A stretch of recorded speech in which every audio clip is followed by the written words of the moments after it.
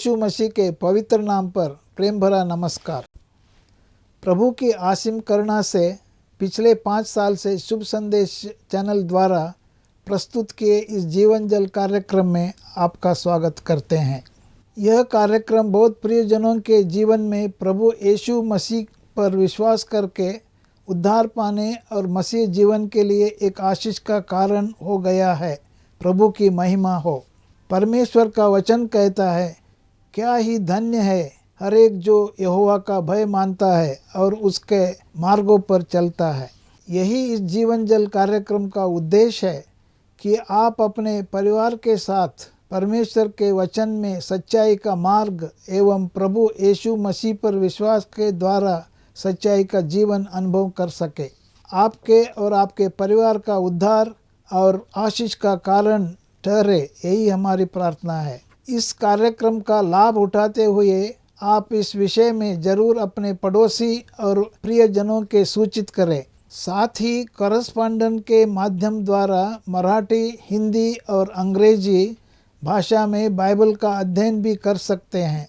प्रभु का वचन सुने और आशीष पाए। आमीन। जीवन जल कार्यक्रम देखने वाले सभी दर्शकों को जगत के उद्धारकर्ता प्रभु यीशु मसीह के पवित्र नाम में नमस्कार।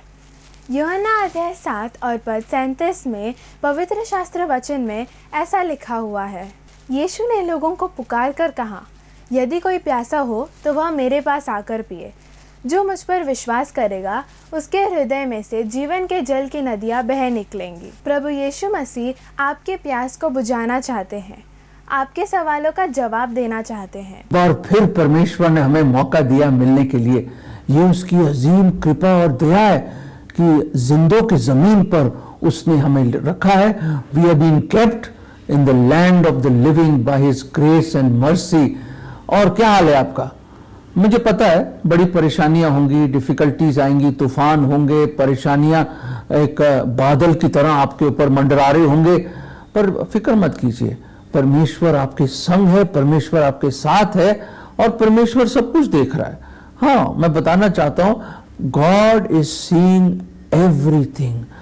परमेश्वर की आंखें एक क्षण में पूरी दुनिया को देखती है और उसकी आंखों के सामने से कुछ भी छुपा नहीं है। कोई गुप्त बात भी परमेश्वर के नॉलेज में छुपा नहीं है। परमेश्वर सब कुछ जानता है। He knows everything। उसके परमेश्वर को आपके अंदरूनी जो हृदय के छोटे जो चेंबर है, सीक्रेट चेंबर जिसे कहते हैं, जो गुप्त स्थान है आपके हृदय में भी, वो भी परमेश्वर जानता है कि वहां क्या बातें छुपी हुई हैं, वो क्या पाप अंदर उन यादों की दीवारों में क्या बंद किए हुए हैं अपनी चीजें, वो परमेश्वर जानता है।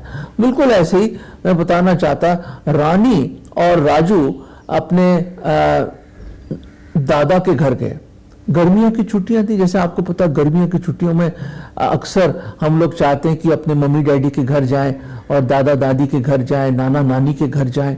तो ये लोग भी चले गए। गांव में थे वो और बड़ा भारी घर था उनका, बड़ा अच्छा फार्म था और उस फार्म में उन्होंने खूब अच्छी मुर्गियां रखी थी, उन्होंने गाय बैल रखे हुए थे और भैंस का दूध आता था और उसकी फिर असली घी निकालते थे वो, और बड़ा अच्छा अच्छा फ्रेश दूध पनीर निकालते थे वो। और वहां पे आगे जाके देखते हैं तो वहां खेत भी है, बड़े अच्छे अच्छे खेत, बड़े अच्छे अच्छे फूल लगाए हुए हैं, ट्यूलिप्स लगाए हुए उन्होंने, वहां पे गुलाब लगाए हुए हैं। तो बच्चों को बड़ा मजा आता था, खूब खेलते थे।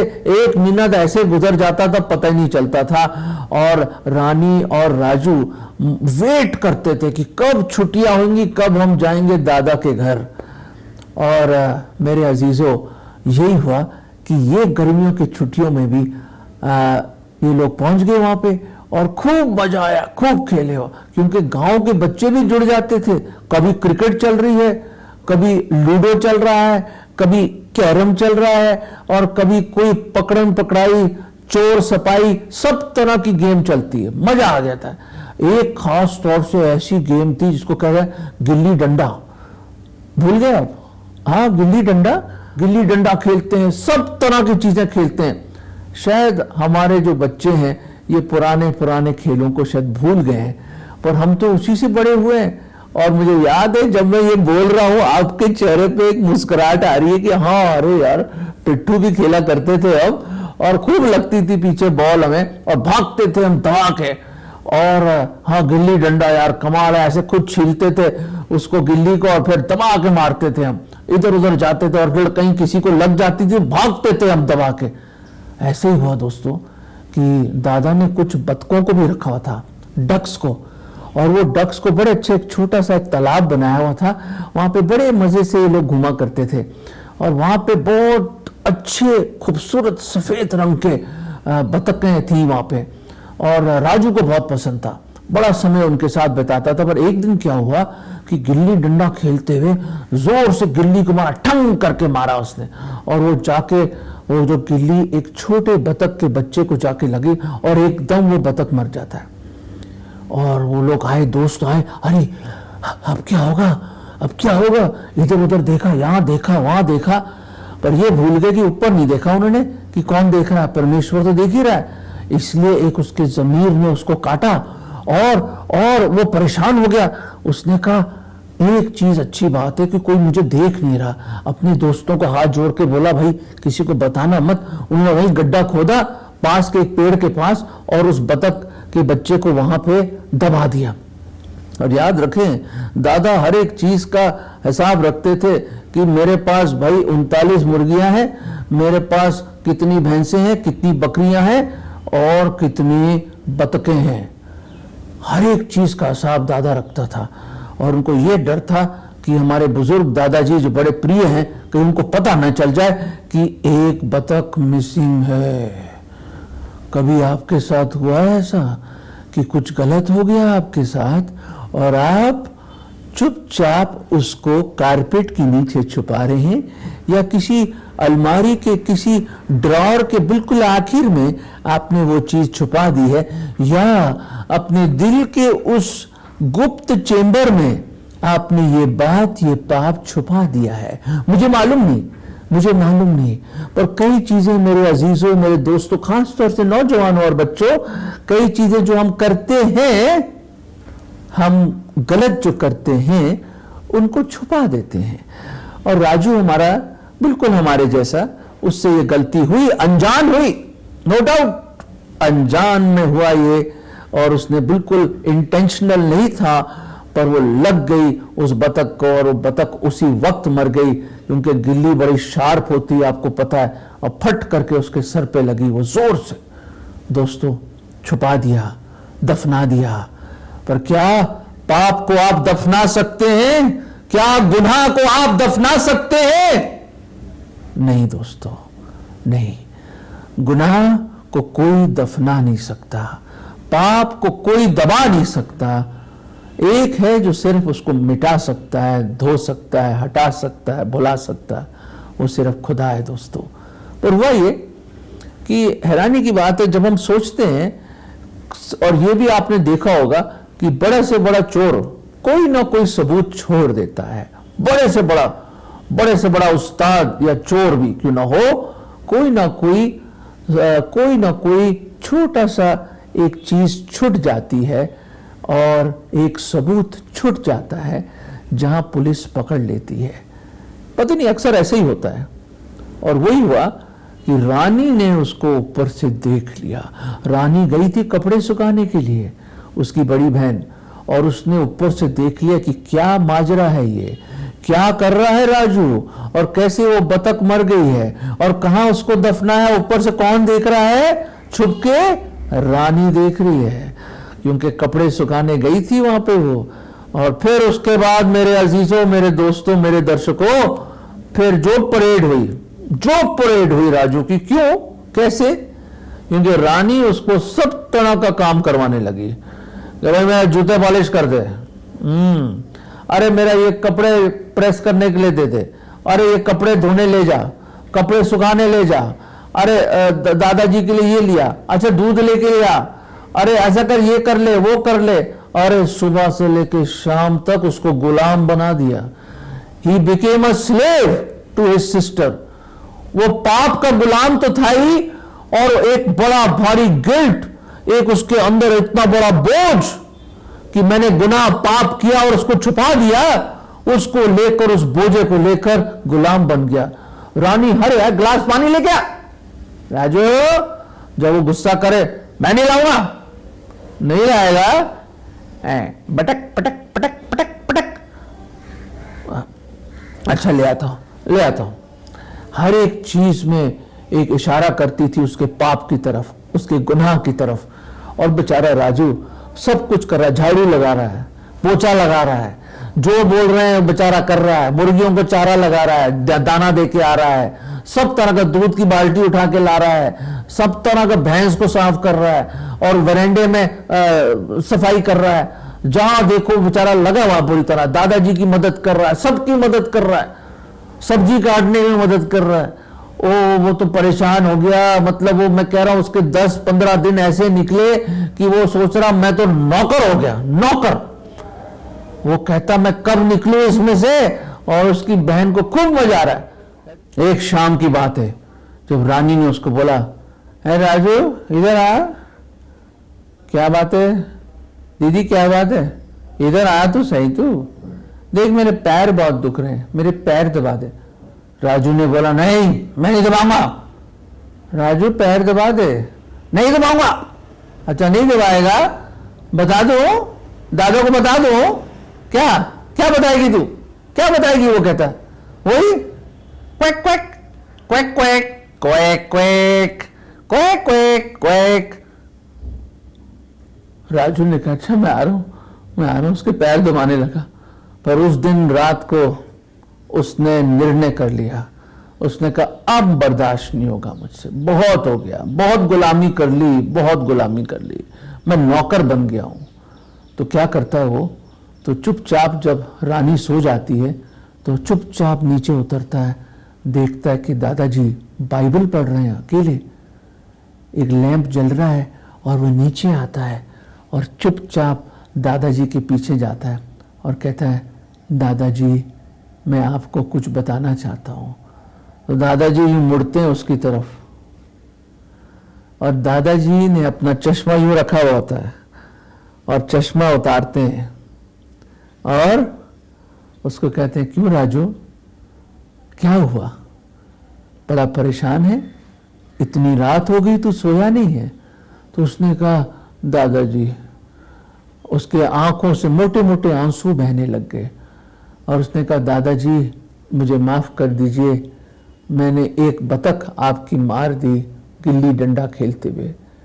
तो दादा ने कहा, दादा के चेहरे पे गुस्सा नहीं, एक बड़ी खूबसूरत बहुत प्यारी मुस्कुराहट आती है, और ऐसे मुस्कुराते हुए उसके आंसू पोंछते हैं वो, और कहते हैं राजू, ए राजू तुझे पता है जब ये हादसा हुआ मैं भी नीचे खिड़की पे देख रहा था, खिड़की से देख रहा था मैं, और मैंने सब कुछ देखा है, सब कुछ देखा, और मैं ये भी देख रहा हूं कि रानी कैसे तेरे से गुलामी करवा रही है, क्योंकि बाइबल में लिखा है हम पाप के गुलाम हैं, और शैतान हमें गुलामी कराता है। शैतान ये बताता है कि तू गुनहगार है, तू पापी है, तुम्हारे हर एक गुनाह को याद दिलवाता है वो।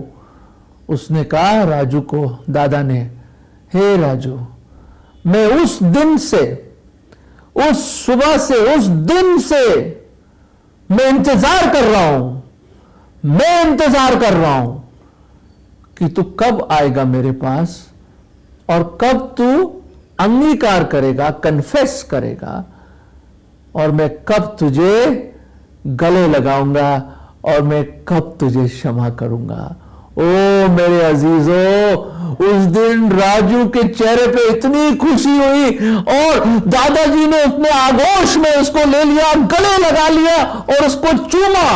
उसने कहा राजू मत डर, मत डर, मत गुलामी कर, तू पहले क्यों नहीं आया मेरे पास, मैंने तो सब कुछ देखा है, मुझे पता है कौन मरा है, मुझे पता है तूने कहां दफनाया है, मुझे पता है तू रानी तुझे सब काम करवा रही है, और तू कर रहा है, और तुझे सिर्फ मेरे पास आना था, सिर्फ अंगीकार करना था, और सिर्फ मुझसे क्षमा मांगनी थी। मैंने तो पहले उसी दिन तुझे क्षमा कर दिया, मैं जानता हूं तूने जान के ये नहीं किया, मुझे मालूम है राजू, मुझे मालूम है तू मुझसे बहुत प्यार करता है और मैं भी तुझे बहुत ज्यादा प्यार करता हूं।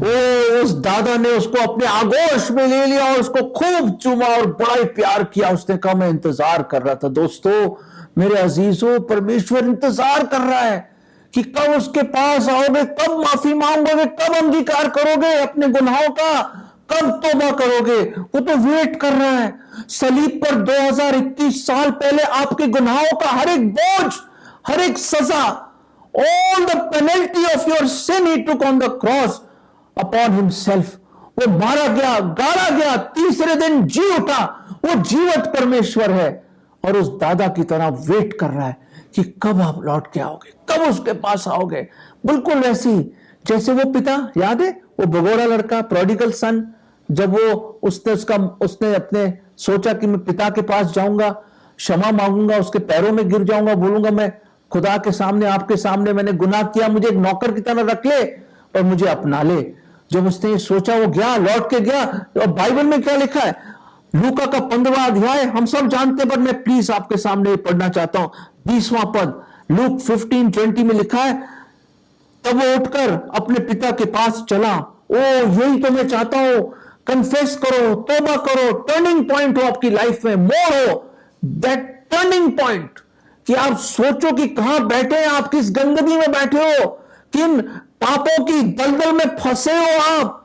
उस छोटे लड़के ने, भगोड़े लड़के ने याद किया, अपने पिता को याद किया। ओ जैसे राजू ने अपने दादा को याद किया कि मैं जाता हूं दादा के पास, बहुत हो गया। अरे दोस्तों बहुत हो गया, 80 साल, 30 साल, 40 साल, 50 साल, कब तक आप छुपाएंगे, कब तक दफनाएंगे और कब तक आप अपने इस गुनाहों के बोझ में दबते रहोगे। ये देखिए क्या करा उस छोटे बच्चे लड़के ने, भगोड़े लड़के ने। और यहां लिखा है जब वो उठ के चला, वो अभी दूर ही था तो उसके पिता ने उसको देखकर तरस खाया। ओ प्रेज द लॉर्ड।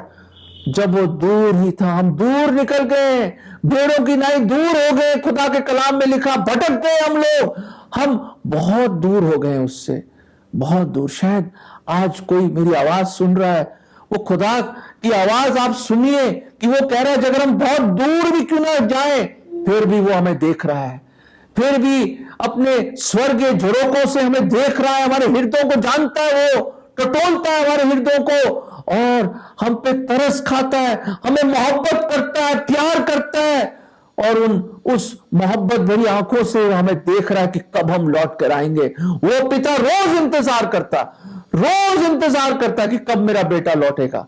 और जब उसने दूर ही देखा, उसने देखा, देखने का मतलब वो वेट कर रहा था, वेट बड़ी शिद्दत से इंतजार कर रहा था, वो बड़ी लालसा से इंतजार कर रहा था कब लौट के आएगा, वो कब लौट के आएगा, कब लौट के आएगा।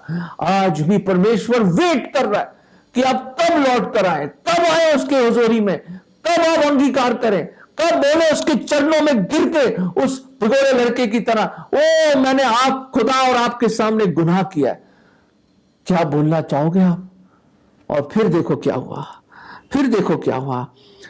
उस पर तरस खाया, वो दौड़ा, वो बूढ़ा बुजुर्ग पिता दौड़ा और उसको गले लगा लिया और बहुत चूमा। ही स्मॉदर्ड हिम विद किसेस, उसको अपने आगोश में ले लिया जैसे दादा ने राजू को अपने आगोश में ले लिया। ओ मेरे अजीजों, वो खुदा प्रेमी परमेश्वर है, वो दयालु परमेश्वर है, वो सच्चा खुदा है। वो चाहता कि आप लौट कर आए उसके पास। एक नजर तो मोड़ लो, लौट जाइए। कोई पुकार रहा है तुम्हें, सलीब, आपको सलीब से कोई पुकार रहा है, वो हमारा मसीहा है। उसने कहा है पिता इनको क्षमा कर, वो नहीं जानते वो क्या करते। और वो हमारे लिए मारा गया, अपना लहू बहाया, उसको दफन कर दिया जैसे मैंने बताया, पर तीसरे दिन जिंदा हुआ। और एक और आयत मैं आपके सामने लाना चाहता हूं, बहुत खूबसूरत आयत है।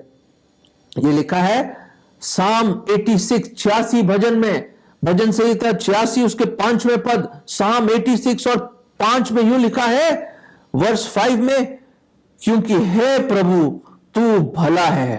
Oh for the Lord is good. Oh मैं बता नहीं सकता, मैं आपको लफ्जों की बंदिश में इसको डाल नहीं सकता कि खुदा कितना भला है, हम कितने बुरे हैं, हम कितने पापी हैं, हम कितने गिरे हुए हैं। हम बाइबल में लिखा सर से लेके पांव तक हम नासूर हैं, इतने फोड़ों की तरह जो जिसमें से पीक निकल रही, ऐसे हमारी जिंदगी है। हमें कोई अच्छाई नहीं है, हमें हमें हमें हमें कोई धार्मिकता नहीं है। There is no one righteous, no not one. फिर भी वो स्वर्गीय पिता, वो परमेश्वर, वो हमारा प्रिय प्रभु यीशु मसीह, फिर भी हम जैसे बदशक्ल बदचलन और गिरे हुए गुनहगारों से मोहब्बत करता है और इंतजार करता है, माफ करने के लिए रेडी है। माफ कर, वो बहुत भला है। वो चख के देखो वो कितना भला है, विश्वास करके तो देखो कितना भला है, वो बहुत प्रेमी है। आगे देखते हैं, और क्षमा करने के लिए हरदम तैयार है। He is ready to forgive. अंग्रेजी के बाइबल में लिखा है, इंग्लिश बाइबल में, he is good and ready to forgive. वो हर दम तैयार है। आप किसी भी पहर में उसको फोन कर लो या उसको पुकारो, सुबह, दोपहर, शाम, आधी रात, कभी भी बिस्तर के ऊपर, ऑफिस में, स्कूल में, कॉलेज में, किचन में, बाथरूम में, या मेट्रो ट्रेन में, हवाई जहाज में, कहीं पे भी आप क्यों ना हो, अकेले हो या बड़ी भीड़ में हो, कहीं पे भी हो, उसकी ओर पुकारो। वो रेडी है, वेट कर रहा उस दादा की तरह कि कब हम लौट के आएंगे, कब वो हमें बताएगा कि मैंने क्षमा कर दिया भाई, आपको सलीब पे क्षमा कर दिया, मैं तो वेट कर रहा हूं कब लौट के आओगे।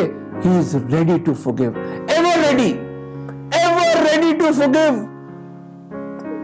आइए तो सही उसके पास, वो वेट कर रहा है। वो दादा ने यही तो बोला राजू को, मैं तो उस फर्स्ट डे से वेट कर रहा हूं, तो कब आएगा मेरे पास, जब से तेरे से गलती हुई, कब आएगा तू। फिर आगे हम देखते हैं, और लिखा है, और यहां पे लिखा है, और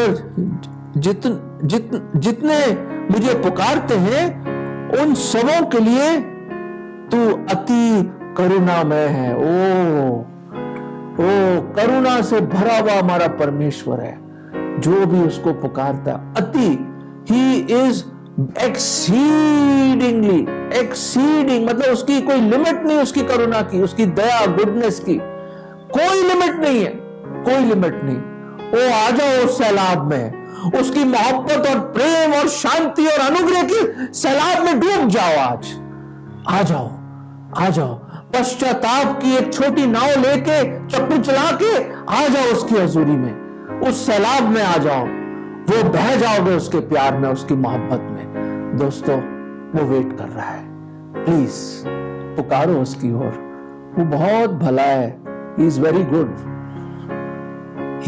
गुड, और he is ready to forgive. वो हर दम, हर वक्त, हर क्षण, हर दिल की धड़कन से के साथ वो इंतजार कर रहा है कि आ जाओ उसके पास, वो माफ करेगा। यही बोलना है आपको, हे पिता, हे प्रभु यीशु, मैं आता हूं तेरे पास, just as I am I come to you Lord. जैसा मैं हूं मैं तेरे पास आता हूं, हर गुनाह को लेके अंगीकार करता हूं। प्रभु, मैं पापी हूं, गुनहगार हूं, मुझे माफ कर दो। मैं विश्वास करता हूं कि आप मेरे गुनाहों के लिए सलीब पर मारे गए, आपको दफनाया गया, तीसरे दिन जी उठे और जीवत ही स्वर्ग में गए, और आप दोबारा आएंगे। प्रभु, मेरे दिल में आ जाओ, मुझे अपने आगोश में ले लो, मुझे गले लगा लो, मैं वो बेरोड़ा हूं प्रभु, मुझे उठा लीजिए प्रभु, और मेरे दिल में आ जाओ। आज से मैं आपको अपना उद्धार करता, प्रभु, मुक्तिदाता करके ग्रहण करता हूं। प्रभु जी, मुझे बचा लो। ये विश्वास की प्रार्थना मैं प्रभु यीशु मसीह के नाम में मांगता हूं, आमीन। दोस्तों, अगर ये प्रार्थना आपने करी है तो एहसास करो कि आज वो स्वर्गीय पिता, हमारे प्रभु यीशु मसीह ने आपको गले लगा लिया है और वो आपको चूम रहा है, और आप उसके फैमिली और उसके राज्य में शामिल हो गए। Hallelujah, praise the Lord. अगर परमेश्वर ने इन वचनों के द्वारा आपसे बातें किया है और आप इस विषय पर अधिक जानकारी प्राप्त करना चाहते हैं या किसी प्रार्थना के विषय को बांटना चाहते हैं, तो निसंदेह हमसे संपर्क करें। हमारा पता Jeevan Jal Nav Bhavna building, 422 SVS road, post box number 19161, Prabhadevi, Mumbai 400025। प्रार्थना एवं मुफ्त बाइबल करेस्पॉन्डेंस कोर्स के लिए हमें संपर्क करें और अपना नाम और पूरा पता हमें SMS करें। Mobile number 7710065115। Email ID gospelbroadcast@yahoo.com। Web address www.lwgb.org। YouTube address जीवन जल TV @YouTube। जीवन जल कार्यक्रम को हर सोमवार शाम 6:30 बजे, बुधवार शाम 6:30 बजे, शनिवार रात 9 बजे इसी चैनल पर देख सकते हैं। धन्यवाद।